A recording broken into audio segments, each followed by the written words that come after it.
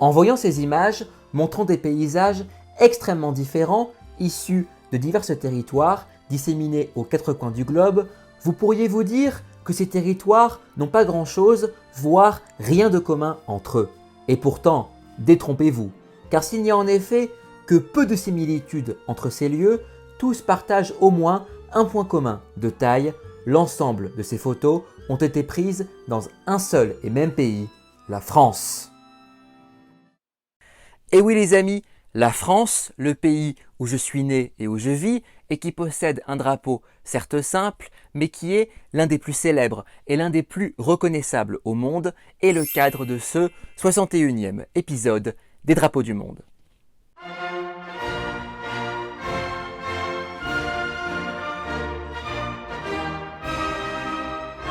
Quand on parle de la France, dont le nom officiel est, je le rappelle, la République française, on pense en général à son territoire principal et historique, situé au cœur de l'Europe occidentale, à mi-chemin entre la moitié nord et la moitié sud du vieux continent. C'est la France dite métropolitaine, dont la partie continentale est surnommée l'Hexagone du fait de sa forme géographique qui ressemble à un polygone à 6 côtés. À 160 km au sud-est de la France continentale, au cœur de la Méditerranée, se trouve l'île de la Corse, souvent surnommée l'île de Beauté. Bien qu'elle fasse partie de la France depuis environ 2 siècles et demi, la Corse est bien plus proche géographiquement et culturellement de l'Italie. La métropole, qui ouvre sur la mer du Nord, la Manche, l'océan Atlantique et la mer Méditerranée, partage ses frontières terrestres avec la Belgique, le Luxembourg, l'Allemagne, la Suisse, l'Italie, l'Espagne, ainsi qu'avec 2 micro-États, les principautés d'Andorre et de Monaco.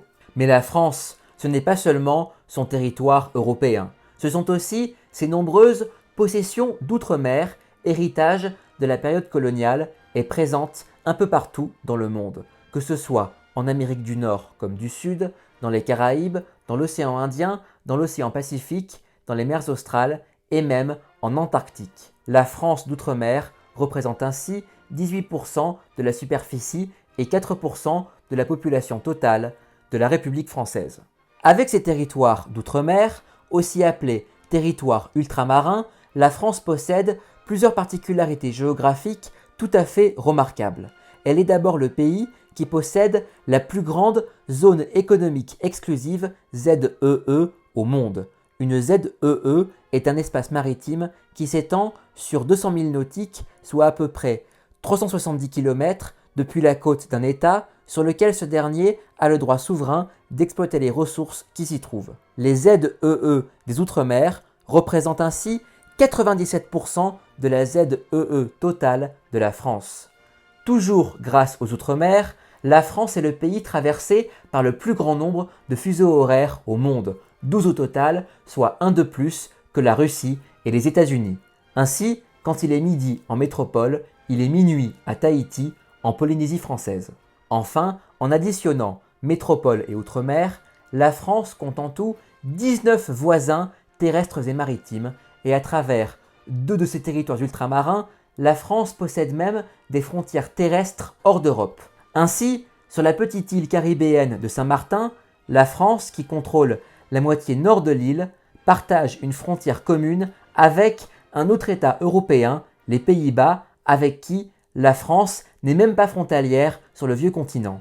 Et sur le continent sud-américain, en Guyane française, la France dispose de 2 frontières terrestres, l'une avec le Suriname à l'ouest et l'autre au sud et à l'est avec le Brésil, qui est le pays avec lequel la France partage sa plus longue frontière terrestre, métropole et outre-mer confondus. Ainsi, si on prend en compte tous les territoires sur lesquels elle exerce sa souveraineté, la République française est un État d'une superficie de 643 800 km² et qui abrite une population de 68 millions d'habitants. La capitale française, Paris, située dans la moitié nord de la métropole, traversée en son sein par la Seine et dont l'agglomération compte près de 11 millions d'habitants, est l'une des villes les plus influentes au monde sur le plan politique, économique et culturel, et ce, depuis des siècles.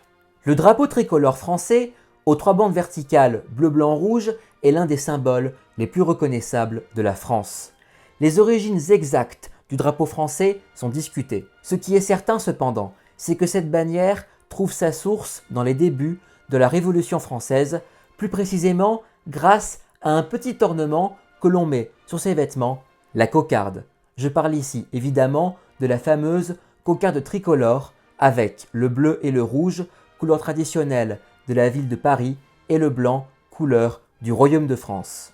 La légende raconte que c'est le marquis de Lafayette qui s'est illustré durant la guerre d'indépendance américaine et qui se serait inspiré du drapeau des États-Unis, plus précisément de ses couleurs, pour créer la cocarde qui allait servir de base à l'étendard français. Le 17 juillet 1789, 3 jours seulement après la prise de la Bastille, le marquis de Lafayette remet au roi Louis XVI un exemplaire de la cocarde tricolore et lui déclare « Je vous apporte une cocarde qui fera le tour du monde ». Toujours en 1789, lors de sa création, la Garde nationale, une milice citoyenne qui joua un rôle fondamental dans tous les grands épisodes de la Révolution, fait du bleu, du blanc et du rouge les couleurs principales de ses uniformes. Le 20 mars 1790, l'Assemblée nationale vote un décret qui permet la création des fameuses écharpes tricolores que les officiers doivent porter en guise de signe distinctif lorsqu'ils sont en fonction. Ce sont les fameuses écharpes que portent notamment, encore aujourd'hui, les maires et les députés. Le mois de mai suivant, Louis XVI décrète que ces 3 couleurs seront dorénavant celles du drapeau français. Lors de la fête de la Fédération, le 14 juillet 1790, qui célèbre le premier anniversaire de la prise de la Bastille et qui vit le roi prêter serment devant la nation et la loi, les participants de ces festivités, venus des 4 coins de la France, arboraient le bleu, le blanc et le rouge en tant que couleur nationale.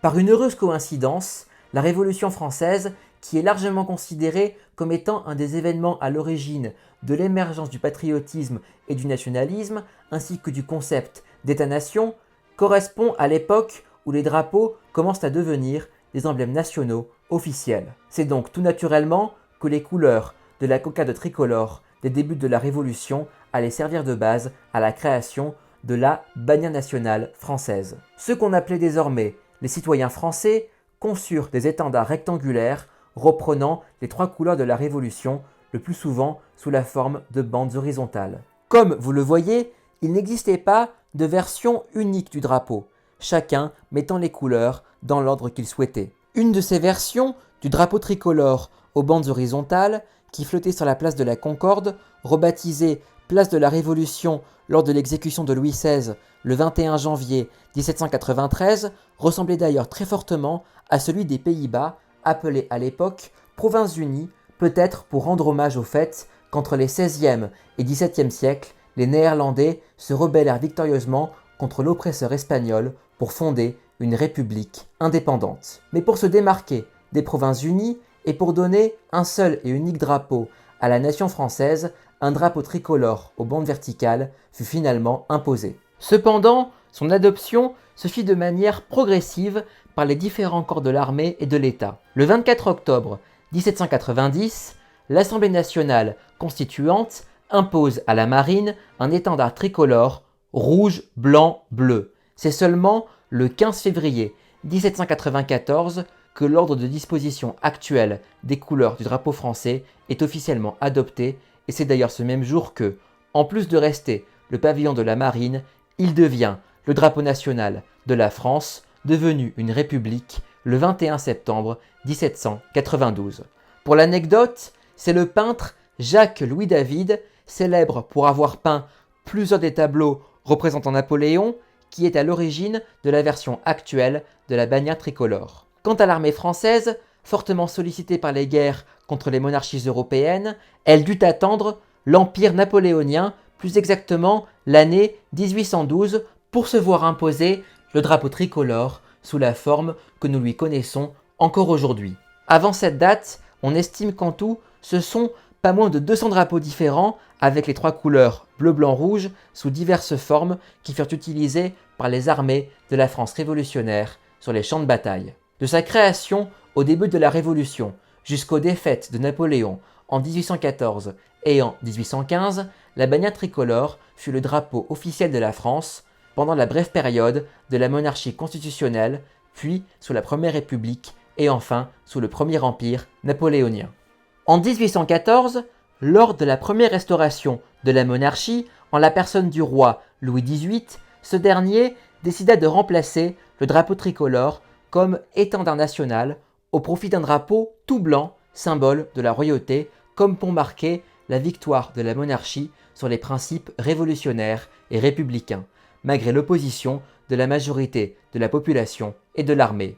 Mais un an plus tard, en mars 1815, Napoléon reprend le pouvoir et fait de nouveau du pavillon tricolore le drapeau officiel de la nation française, et ce jusqu'au 18 juin de la même année, lorsque l'empereur est vaincu par les armées anglo-prussiennes à Waterloo, et 4 jours plus tard, il doit de nouveau, et cette fois-ci de manière définitive, abdiquer avant de partir en exil sur l'île de Sainte-Hélène. Louis XVIII en profite pour remonter sur le trône et pour réimposer le drapeau blanc comme emblème officiel. Le 9 novembre 1815, l'Assemblée nationale, acquise à la monarchie des Bourbons, fait voter une loi qui déclare l'enlèvement non autorisé du drapeau blanc d'un bâtiment officiel ainsi que le port de la cocarde tricolore comme des actes séditieux. Mais à la fin du mois de juillet 1830 éclate la révolution des Trois Glorieuses qui mena à l'abdication du roi Charles X, frère de Louis XVI et de Louis XVIII.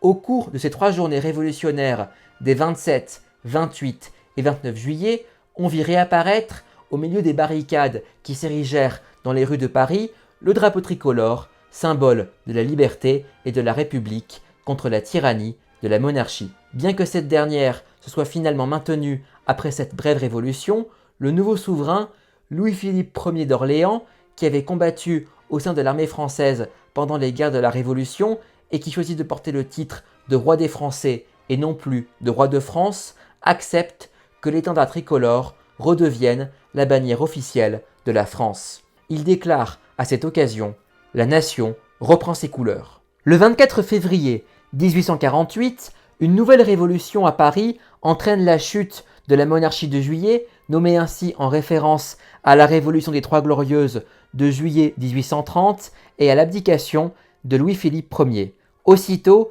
la Deuxième République est proclamée par Alphonse de Lamartine sur le balcon de l'Hôtel de Ville de Paris. À ce moment-là, certains voudraient que le drapeau rouge remplace le drapeau tricolore en tant qu'étendard officiel de la France.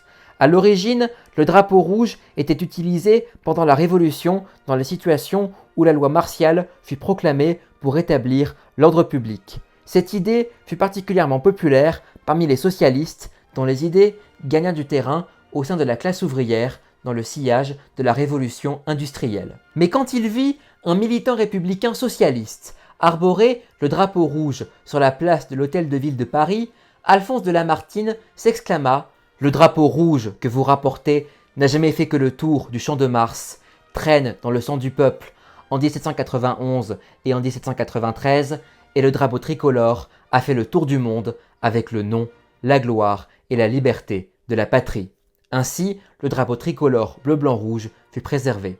Cependant, le 28 février 1848, le délégué de la République au département de la police, Marc Cossidière, tente d'imposer un drapeau tricolore ayant un ordre des couleurs différents, bleu, rouge, blanc pour être précis. Il s'agit d'un hommage rendu à la fête de la Fédération du 14 juillet 1790, durant laquelle les drapeaux, bien qu'avec des bandes horizontales, affichaient un ordre des couleurs similaire. Toutefois, l'arrêté de Marc Cossidière, qui tenta d'imposer ce drapeau, ne fut pratiquement adopté nulle part en France. Si le pavillon bleu-blanc-rouge fut conservé sous le Second Empire de Napoléon III, après la chute de ce dernier, suite à la guerre franco-prussienne de 1870-1871, le drapeau tricolore joua un rôle pour le moins insolite dans le destin politique de la France.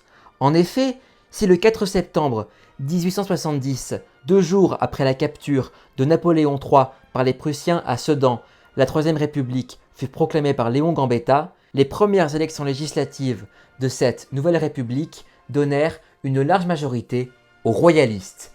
Légitimistes, partisans des Bourbons, et orléanistes, partisans des Orléans, s'entendirent pour faire d'Henri d'Artois, comte de Chambord et petit-fils du dernier roi de France Charles X, celui qui doit hériter de la couronne. Mais alors que la monarchie était tout près d'être rétablie, celui qui aurait dû s'appeler Henri V refusa catégoriquement que le drapeau tricolore demeure le pavillon officiel de la France et exigea un retour au blanc de la royauté. Erreur fatale, car en ce début des années 1870, l'immense majorité des Français, y compris ceux qui étaient peu suspects de sympathie républicaine, avaient accepté l'étendard bleu-blanc-rouge comme symbole de la nation. Malgré les tentatives de compromis, le comte de Chambord refusa catégoriquement de modifier sa position, ce qui fera dire au pape de l'époque, Pie IX, tout ça pour une serviette, tandis que Charles Maurras, figure intellectuelle majeure du monarchisme et du nationalisme français, écrira « Il a été prêtre et pape de la royauté plutôt que roi ». L'intransigeance du dernier représentant de la branche française des Bourbons entraîna l'échec du projet de troisième restauration monarchique et petit à petit, la République fut acceptée comme régime politique par la majorité des Français, tandis que le drapeau tricolore bleu-blanc-rouge, en dépit de tous les soubresauts que l'Hexagone allait encore subir, demeurera la bannière officielle de la France jusqu'à nos jours. Il n'existe pas de loi officielle quant à la teinte des couleurs bleues et rouges du drapeau tricolore. Depuis l'adoption du drapeau aux bandes verticales pendant la Révolution, la couleur bleue était traditionnellement de teinture sombre, un bleu marine proche d'un bleu nuit, tandis que la bande rouge était le plus souvent d'un ton vif, similaire au rouge du sang humain. Mais en 1974, Valéry Giscard d'Estaing, qui vient d'être élu président de la République, décide de modifier la teinture du bleu et du rouge.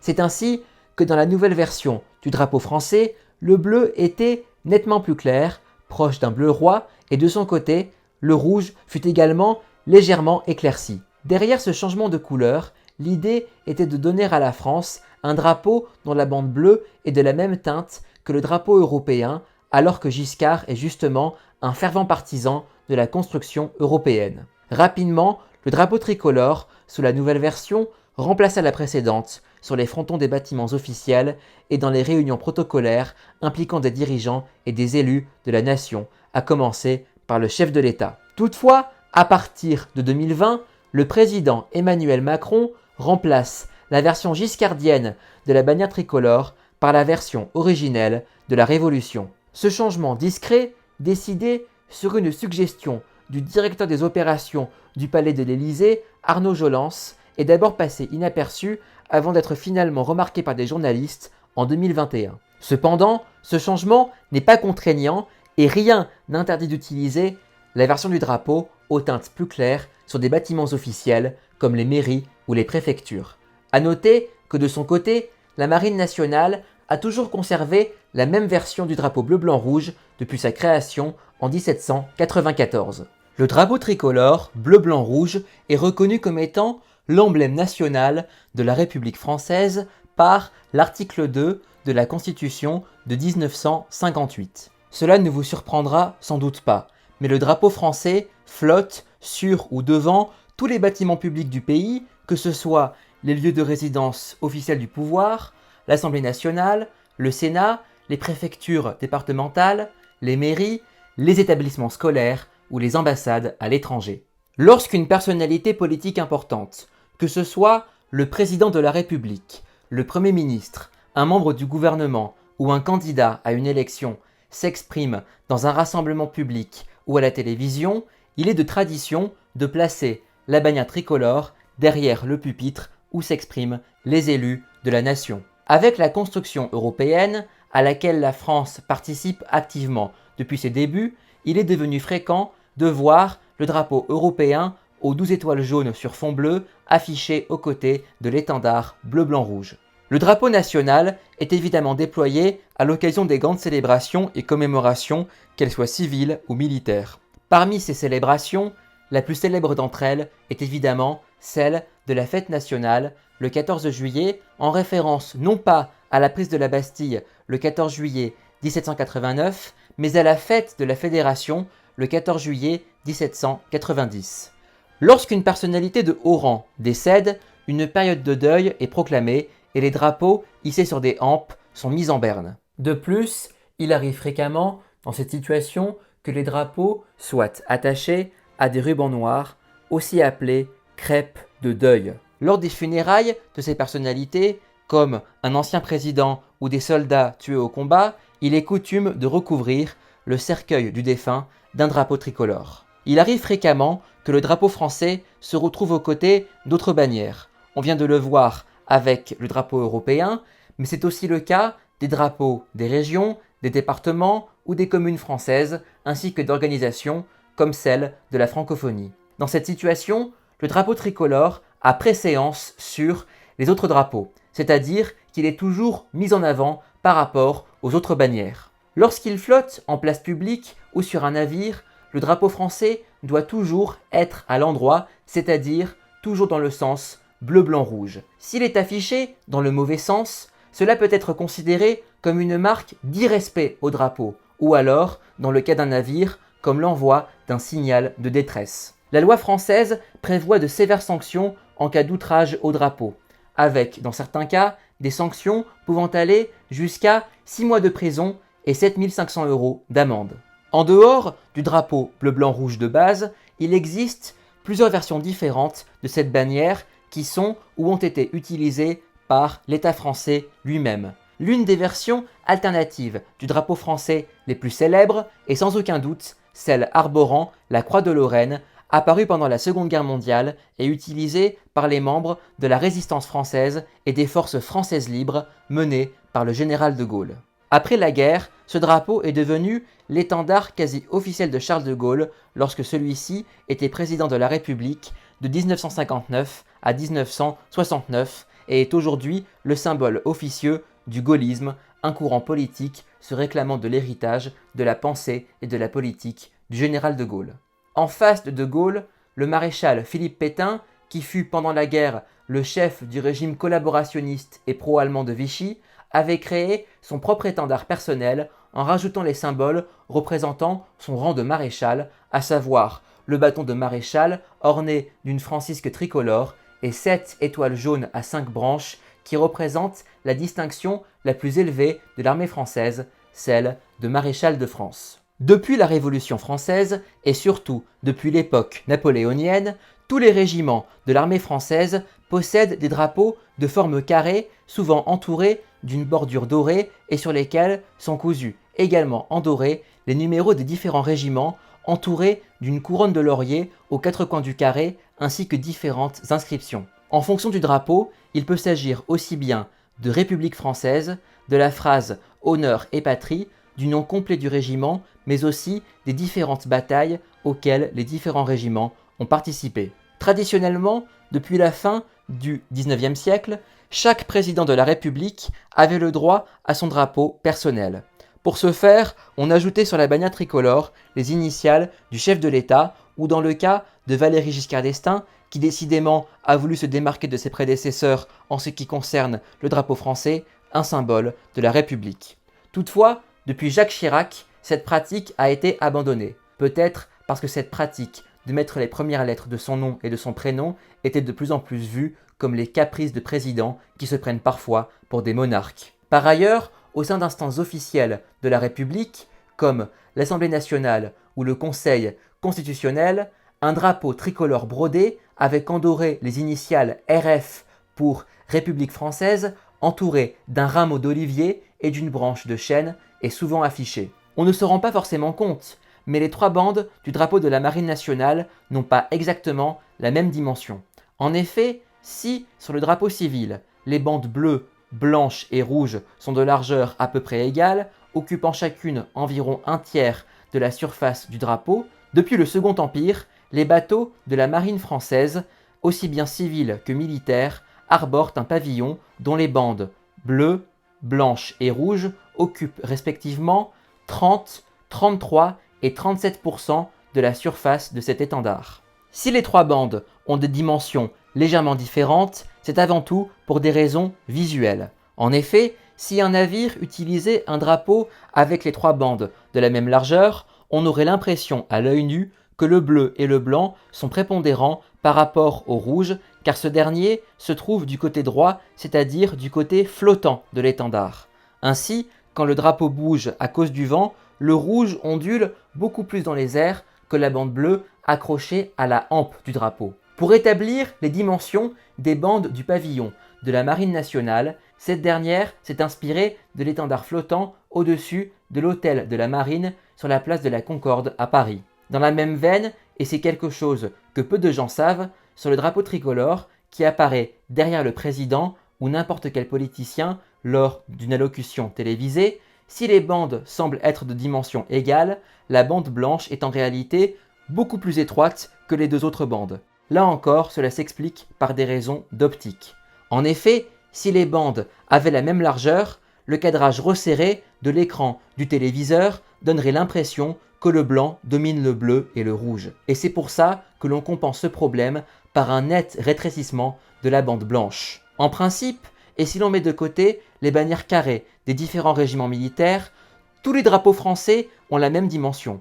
Le côté horizontal du drapeau, appelé battant dans le domaine de la vexillologie, étant 50% plus long que le côté vertical, appelé guindant. Toutefois, il existe au moins deux exceptions à cette règle. Tout d'abord, le drapeau qui flotte sous l'Arc de Triomphe à Paris, qui est de loin le plus grand exemplaire de la bannière tricolore flottant sur un monument ou un bâtiment officiel de la nation, fait 20 cm de longueur et 30 cm de hauteur. On a donc ici un guindant qui est un tiers plus long que le battant du drapeau. Dans le même temps, il arrive fréquemment que des drapeaux rectangulaires, dont les dimensions sont inspirées de celles de l'oriflamme médiévale, flottent sur les bâtiments et les infrastructures publiques.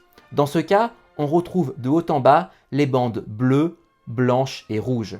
Ce type de drapeau existe sous deux formes, soit sous la forme d'un rectangle, soit avec la partie inférieure de ce drapeau sous la forme d'une queue de pie. S'il n'existe pas officiellement de drapeau français en forme d'écusson, car ce dernier est vu comme un symbole venant de l'époque médiévale et est donc associé à la royauté, il existe plusieurs versions officieuses que l'on retrouve accrochées sur la devanture des bâtiments officiels comme les mairies et les préfectures. Certaines versions de ces écussons ajoutant les initiales RF de République française par-dessus. Quant à la cocarde tricolore, symbole éminemment associé à la Révolution et qui est quand même, il faut le rappeler, à l'origine des couleurs du drapeau, il est vrai qu'elle est beaucoup moins présente dans la sphère publique nationale qu'auparavant, hormis peut-être lors du 14 juillet ou durant des journées de commémoration.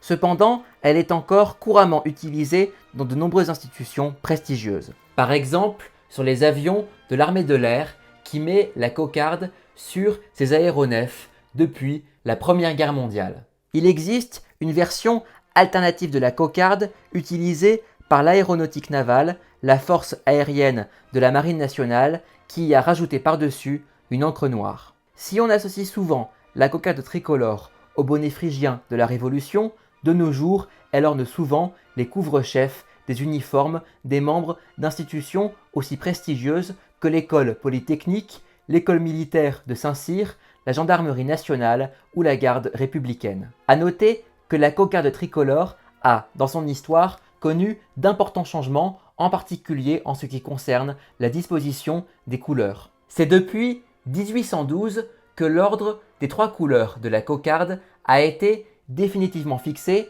soit en partant de l'intérieur vers l'extérieur, le bleu, le blanc et le rouge. A noter que pour créer sa propre cocarde, le Royaume-Uni s'est inspiré de celle de son voisin et ex-meilleur ennemi d'outre-Manche, la différence étant que le bleu et le rouge sont ici inversés et que le bleu est plus foncé.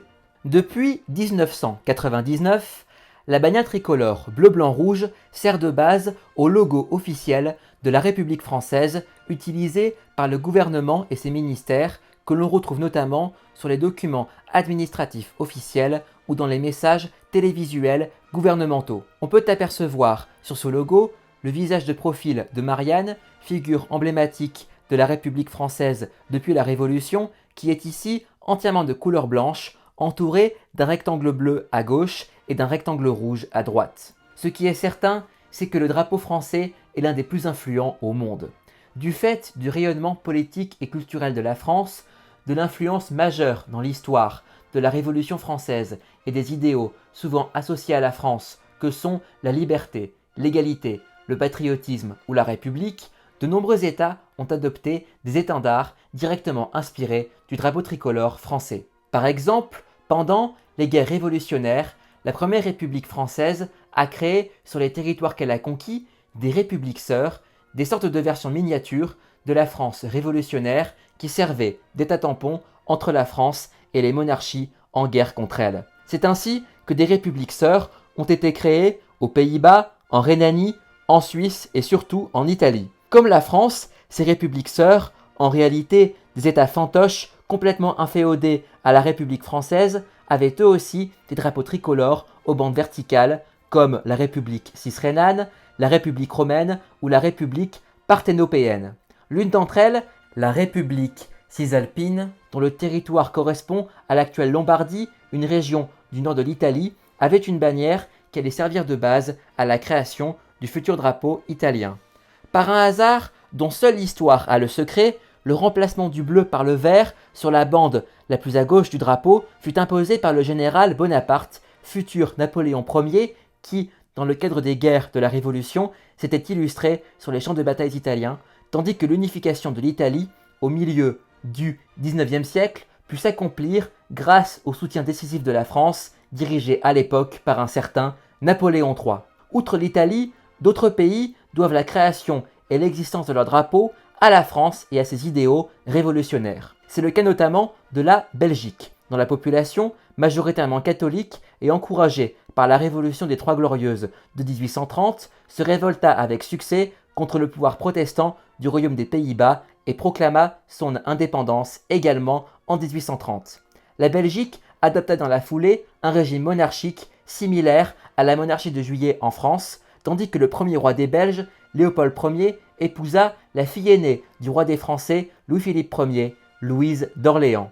Au cœur des Pyrénées, coincée entre la France et l'Espagne, la petite principauté d'Andorre, dont le président de la République française est l'un des coprinces, a choisi, en 1866, un drapeau tricolore tout en y ajoutant ses armoiries. Ici, les trois couleurs du drapeau andorran représentent la France et l'Espagne, les deux États voisins et protecteurs de la principauté pyrénéenne. Plus à l'est, la Roumanie, qui, comme l'Italie, s'est formée en tant qu'État indépendant au XIXe siècle, a aussi un étendard tricolore comme bannière nationale, sans doute parce qu'il s'agit du seul pays de langue latine dans une Europe de l'Est majoritairement slave, mais aussi parce que la France a là aussi contribué de manière décisive à la création de l'État roumain. Quant à la Moldavie, pays majoritairement peuplé de Roumains, apparu sur les cartes après l'effondrement de l'Union soviétique en 1991, elle s'est dotée d'un drapeau très similaire à celui de son grand voisin et grand frère roumain,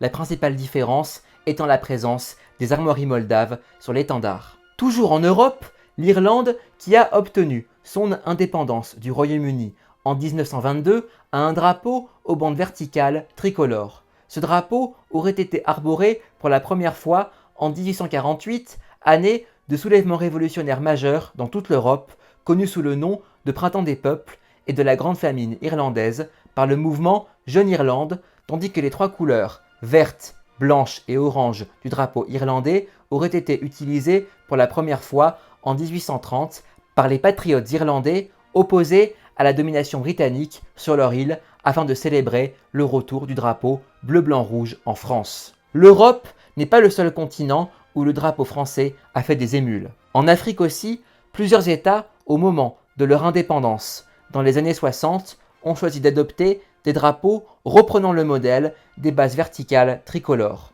La plupart des pays ayant choisi ce modèle de drapeau sont des anciennes colonies françaises.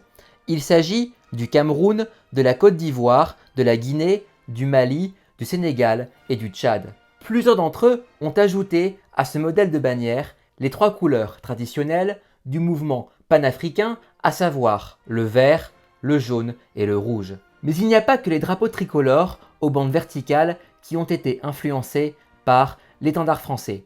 D'autres drapeaux, aux formes bien différentes, ont de leur côté été influencés par les couleurs du drapeau français. Car, depuis plus de 200 ans, le bleu, le blanc et le rouge, associés ensemble, symbolisent la liberté l'égalité, la démocratie et l'indépendance. Des bannières de pays aussi différents que le Chili, le Costa Rica, Cuba, la Norvège ou la Thaïlande tirent leurs couleurs, au moins partiellement, de la France. Citons également le cas d'une autre ex-colonie française en Afrique, la République centrafricaine, dont le drapeau, aux 4 bandes horizontales, bleues, blanches, vertes et jaunes, barrées de rouge au milieu, reprend à la fois les couleurs de la France et celles du panafricanisme. Et au-delà des pays eux-mêmes, plusieurs villes et divisions administratives d'État ont comme drapeau des étendards reprenant les couleurs de la France ou ses 3 bandes verticales. C'est notamment le cas aux États-Unis, avec par exemple la ville de New York ou l'État de l'Iowa dans le Midwest. Du fait de la colonisation française en Amérique du Nord, entre les XVIIe et XVIIIe siècles, plusieurs millions de personnes ont toujours le français comme langue maternelle au Canada et aux États-Unis, et plusieurs communautés francophones présentes dans différents endroits de ce continent ont choisi de créer des drapeaux inspirés de leur pays d'origine afin de lui rendre hommage. C'est par exemple le cas des Acadiens dans la province canadienne du Nouveau-Brunswick ou des Cajuns dans l'État américain de la Louisiane.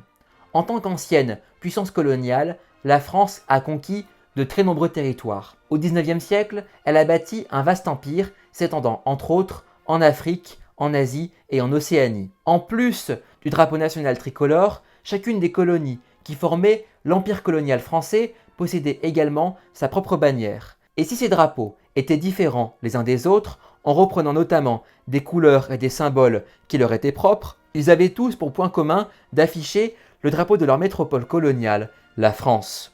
De nos jours, au sein des Outre-mer, dernier vestige du passé colonial de la France, on trouve encore 2 territoires qui possèdent un drapeau avec la bannière tricolore dans le coin supérieur gauche de leur étendard.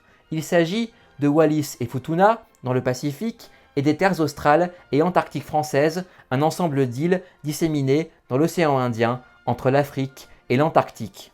En dehors du cadre solennel du drapeau lui-même, les couleurs de la bannière tricolore ont été reprises par de nombreux acteurs de la vie publique, que ce soit dans le sport, avec les maillots des équipes de football, de rugby, de handball, de basketball, sur les logos des fédérations sportives, des grandes entreprises françaises, des associations ou des partis politiques, des institutions de la République et même de grandes compétitions nationales. Ainsi, sur la célèbre écharpe de Miss France, on retrouve la fameuse cocarde tricolore, tandis que la médaille du meilleur ouvrier de France contient un ruban bleu-blanc-rouge que le vainqueur de ce titre prestigieux porte autour du cou. On peut citer également le cas emblématique de la patrouille de France, qui est la patrouille acrobatique de l'armée de l'air française.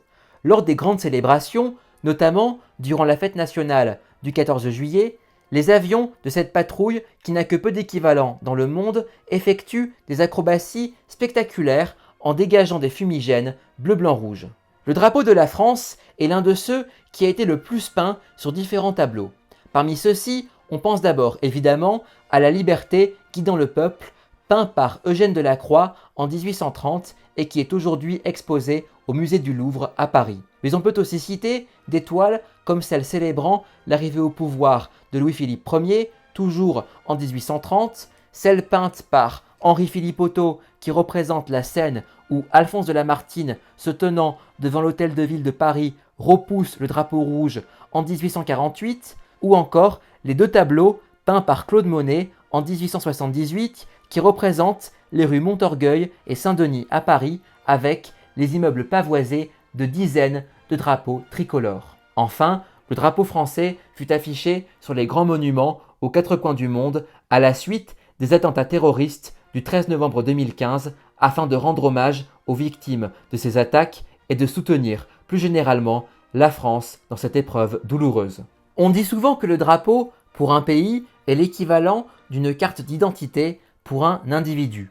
Et comme vous l'avez sans doute déjà compris, cela est particulièrement vrai pour la France. Malgré son apparente simplicité, surtout comparée à d'autres bannières que nous avons analysées dans de précédentes vidéos, l'étendard résume à lui seul ce qu'est la France et son identité. Il représente évidemment l'héritage de la Révolution de 1789 ainsi que les valeurs qu'elle a pu incarner. Mais cette bannière est aussi, quelque part, le symbole de la longue histoire de France, une histoire vieille de plus de 1000 ans. Sous cette perspective, le drapeau national est une sorte de fil rouge qui relie les différentes époques et les différents régimes politiques que la France a connus. Ayant été, dès sa création, largement accepté et adopté par la très grande majorité des Français, il a été reproduit et réutilisé sous plusieurs formes et dans des contextes fort variés.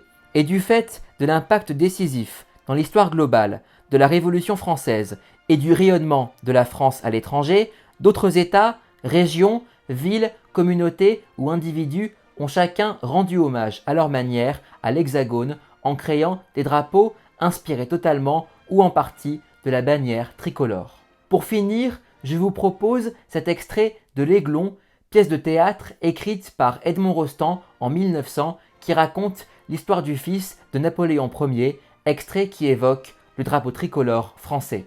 Plein de sang dans le bas et de ciel dans le haut, puisque le bas trempa dans une horreur féconde et que le haut baigna dans les espoirs du monde. En résumé, sans son drapeau, la France ne serait plus tout à fait la France. Et voilà, c'est la fin de cette vidéo consacrée à ce drapeau si spécial qu'est la bannière tricolore française. J'espère qu'elle vous aura plu. N'oubliez pas d'aimer et de partager cette vidéo, de vous abonner dès maintenant à ma chaîne YouTube et retrouvez-moi également sur Facebook et sur Instagram.